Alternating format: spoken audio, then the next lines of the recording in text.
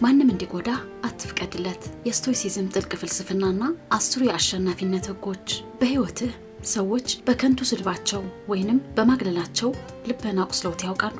አምነው ሚስጥርህን ያካፈልከው የቅርብ ሰው ከድቶ ወይም በስራና በቢዝነስ ላይ ያልጠበቀው ከባድ እንቅፋት አጋጥሞ በጭንቀት ተወጥረህ ታውቃለህ? የዘመናችን ማህበረሰብ በተለይም የሶሻል ሚዲያው ዓለም ገና ከልጅነታችን ጀምሮ የሚያስተምረን አንድ እጅግ አደገኛና መርዛማ አስተሳሰብ አለ። ሰው ካልወደደ፣ ማህበረሰቡ ካላጨበጨበልህ፣ የተለየ ሆነ ካልታየ ወይም ሰዎች ካልተረዱ አንተ ዋጋ የለህም ብሎ ያሳምነናል። በዚህም የተነሳ አብዛኞቻችን የውስጥ ሰላማችንን፣ ማንነታችንንና ደስታችንን የሌሎች ሰዎች ፍቃድ፣ ሙገሳና ጫጫታ ላይ አንጠልጥለነዋል። ሰዎች ሲያደንቁን ደስ ይለናል፣ ፊታቸው ሲያዞሩ ደግሞ ዓለም የጨለመችብን ያክል እንሰበራለን።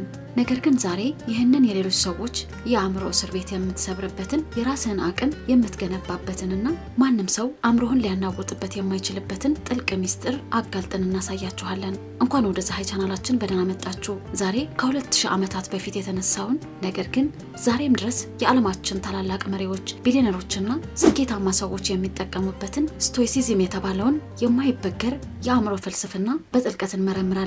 በተለይም ኤፒክተተስ የተባለውን ተወልዶ ያደገው በባርነት ሆኖ ሳለ ነገር ግን አእምሮን በማሰልጠን ከሮም ንጉሶች በላይ ነፃ መሆን የቻለው ታላቅ ፈላስፋ ያስቀመጣቸው 10 ወሳኝ ህጎች እናያለን። የዘመናችን ሳይንስና ስነ ልቦና በዚህ ዙሪያ ምን ይላሉ? አእምሮአችሁን ከፍታችሁ ትኩረታችሁን ሰጥታችሁ እስከ መጨረሻው አዳምጡን። ወደ 10 ህጎች ከመግባታችን በፊት አንድ አስገራሚ ሳይንሳዊ እውነት ልንገራችሁ። ዛሬ በዓለም ላይ እጅግ ተወዳጅ፣ ውጤታማና ዘመናዊ የሆነውን የስነ ልቦና ህክምና ይባላል።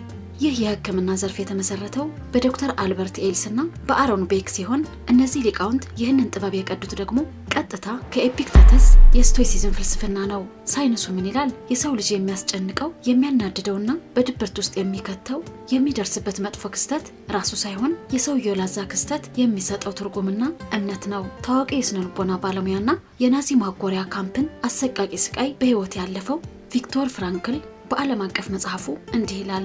ሰዎች ሁሉንም ነገር ካንተ ሊነጥቁህ ይችላሉ፣ ነፃነትህን፣ ልብስህን፣ ቤተሰብህን። ነገር ግን በማንኛውም አሰቃቂ ክስተት ውስጥ ሆነህ ለዛ ክስተት የምትሰጠውን ምላሽ የመምረጥ ነፃነትህን ማንም ሊነጥቅህ አይችልም። ስቶይሲዝም ማለት ይህ ነው። ዓለም ብትገለበጥ፣ ሰዎች ቢከዱህ፣ ቢዝነስህ ቢከስር፣ የውስጥ ሰላምህን ግን አእምሮህን ካልፈቀደ በስተቀር ማንም ሊነካው አይችልም። እነሆ ማንም እንዳይጎዳህና እንደ ብረት የጠነከረ አእምሮ እንዲኖርህ የሚያደርጉ 10 የኤፒክተተስ ህጎች። አንደኛ፣ የምትቆጣጠረውና የማትቆጣጠረው ላይ።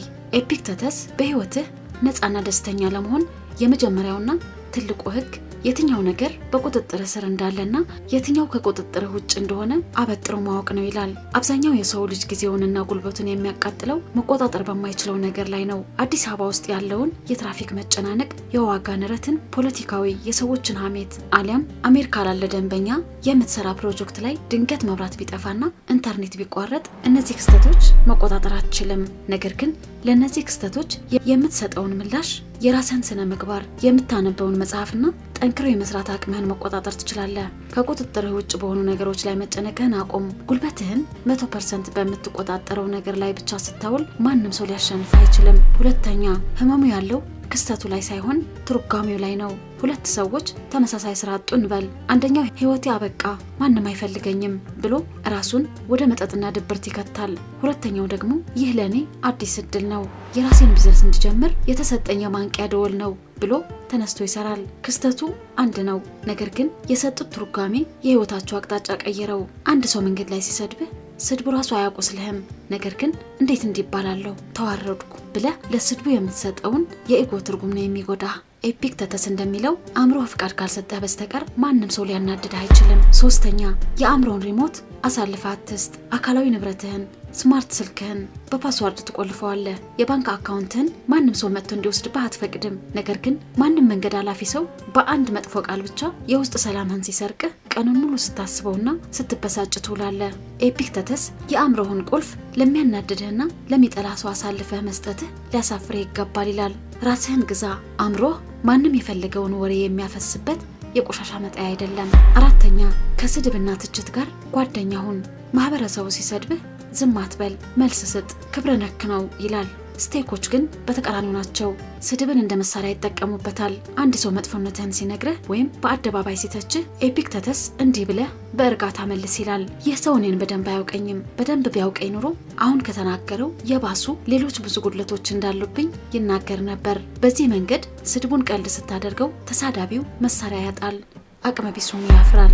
5ኛ የሰዎችን ክፋት አስቀድመህ ጠብቅ። ስቶይሲዝም አፍራሽ መሆን አይደለም፣ ነገር ግን እውነታውን መቀበልና ራስን ማዘጋጀት ነው። ጧት ከቤት ስትወጣ ዛሬ አታላይ፣ ውለታ ቢስ እና ክፉ ሰዎች ያጋጥሙኛል ብለህ አእምሮህን አዘጋጅ። ታዋቂው የሮም ንጉስና የስቶይሲዝም ፈላስፋ በየቀኑ ጧት ለራሱ ይህንን ይነግር ነበር። ይህ የስነ ልቦና ክትባት ነው። የሰዎችን ክፋት አስቀድመህ ከጠበቅ ሲደርስብህ አትደነግጥም፣ አትጎዳም። ሰዎች ቢከዱህም በህይወት ውስጥ ያለና የጠበቅኩት ነው ብለህ ታልፈዋለህ። 6ኛ ጾታህን እንደ ጋሻ ተጠቀምበት። ኤፒክተተስ 2 ጆሮና 1 አፍ የሰጠን ከምናወራው እጥፍ እንድንሰማ ነው ይላል። ዛሬ ሁሉም ሰው መናገር፣ መከራከርና ሀሳብን ማስጫን በሚፈልግበት የጩኸት ዓለም ውስጥ ትልቁ ኃይል ያለው ዝምታ ላይ ነው። ሲሰድቡህ፣ ሊያናድዱ ሲሞክሩ ወይም የውሸት ወሬ ሲያመጡልህ ዝም በል።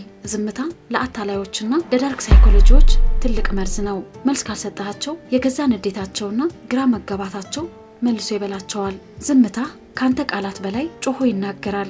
7ኛ የተጎዳህ መስሎ መታየት አቁም። ተጎዳው፣ ተበደልኩ፣ አቅም አጣው ብላ ማሰብህን ካቆምክ ህመሙ ራሱ ይጠፋል። ማህበረሰቡና ሚዲያው ሁሉም ፕሮፌሽናል ተጠቂ እንድንሆን፣ ሁሌም ራሳችንን እንድናሳዝንና በሌሎች ላይ ጣት እንድንቀስር ይፈልጋል። አንተ ግን እምቢ በል። ፈጣሪ ያመጣልህን ማንኛውም ፈተና ውደደው። አእምሮ ውስጥ እኔ ተጠቂ አይደለሁም፣ ማንም ሊሰብረኝ አይችልም፣ ይህ ፈተና ሊያጠነክረኝ ነው የመጣው የሚል ጠንካራ አቋም ፍጠር። 8ኛ ትኩረትህን ወደ ራስህ ተልእኮ አዙር። ሰዎች በአንተ ላይ ጊዜያቸውን የሚያጠፉት ስምህን የሚያጠፉትና የሚያሙህ አንተ ስኬታማ እንዳትሆን ትኩረትህን ከህልምህ አውጥተህ ከእነሱ ጋር እንድትለፋ ለማዘናጋት ነው። ይህንን አታላይ ወጥመድ ንቃበት። ትኩረትህ የሰዎች አስተያየት የቲክቶክ እና የፌስቡክ ጫጫታ ላይ ሳይሆን ፊታችሁ ላይ ባለው የፍሮንት ኤንድ ኮዲንግ ጥበብ ላይ፣ ለደንበኞች በምትገነቡት የኢኮሜርስ ዌብሳይት ወይም ወደፊት በምትፈጥሩት አዲስ ቢዝነስ ላይ ብቻ ይሆን። ጠላቶችን የምትበቀልበት ትልቁ መንገድ ዞር ብለህ ስታያቸው በከፍተኛ ደረጃ ስኬታማ መሆንና ከነሱ በላይ ማደግ ነው። 9ኛ የውጭ ነገሮች ዋጋቸውን ያጡ። ስልጣን፣ ገንዘብ፣ ታዋቂነት ወይም የሰዎች ውዳሴ ቢመጣ ደስ ይላል ይላሉ፣ ነገር ግን ከሄደም አያሳዝንም። የሰው ልጅ ሲፈጠር ባዶ እጁን የመጣው ሲሄድም ባዶ እጁን የሚሄደው። ስለዚህ እነዚህ ውጫዊ ነገሮች ህይወትህን፣ ኩራትህንና ስብዕናህን እንዲቆጣጠሩት አትፍቀድ። እውነተኛ ደስታህና ነጻነትህ የሚመነጨው ከኪስህ ሳይሆን ከውስጥ አእምሮ ስብዕና ነው። 10ኛ መሞትህን አትዘንጋ። ይህ የስቴኮይ ትልቁና የህይወት አቅጣጫ ቀያሪው ህግ ነው። አንድ ቀን መሞትህ አይቀርም። ሟች መሆንህን አስታውስ።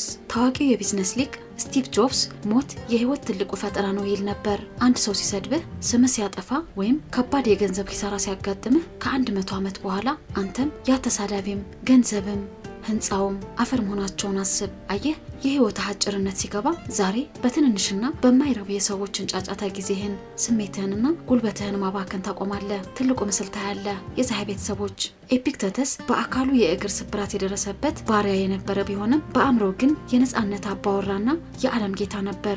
ዛሬ እኛ በአካላችን ነጻ ነን እንላለን፣ ማንም አላሰረንም። ነገር ግን በአእምሮአችን የሰዎች አስተያየት፣ የሚዲያ ጫጫታና የፍርሃት ባሪያዎች ሆነናል። ከዛሬ ጀምሮ የአእምሮአችን ሪሞት ኮንትሮል ከሰዎችና ከሁኔታዎች እጅ ቀምታችሁ የራሳችሁን ህይወት ራሳችሁን ምሩ። ማንም ሰው ፍቃዳችሁ ሳይኖር ሊጎዳችሁ አይችልም። አእምሮህን ማሰልጠን ስትጀምር ፋይናንስህም፣ ስራህም፣ ቢዝነስህም በከፍተኛ ሁኔታ ትቆጣጠራለህ። ይህ ጥልቅና ሰፊ ትምህርት አእምሮአችሁን ካነቃው፣ አይናችሁ ላይ ያለውን መጋረጃ ከገፈፈውና የህይወት አቅጣጫችሁን ካስተካከለው ቪዲዮውን ላይክ በማድረግ አጋርነታችሁን አሳዩን። ይህንን ድንቅ የስቶይሲዝም ትምህርት በሰዎች ጫጫታ ለሚጎዱ፣ ለሚጨነቁና ነጻነት ለሚያስፈልጋቸው ወዳጆቻችሁ ሼር አድርጉላቸው። አዳዲስ የቢዝነስ የፋይናንስና ጥልቅ የአስተሳሰብ ትምህርቶች አሁኑኑ ለማግኘት ፀሐይ ቻናላችንን ሰብስክራይብ በማድረግ የደወል ምልክቷን ይጫኑ። በቀጣይ ማንም በማይነግራችሁ በሌላ ጥልቅ ትምህርት እስክንገናኝ ሰላም። የራስህን አቅም ገንባ፣ ነጻነትህን አውጅ። አብረን እንደግ።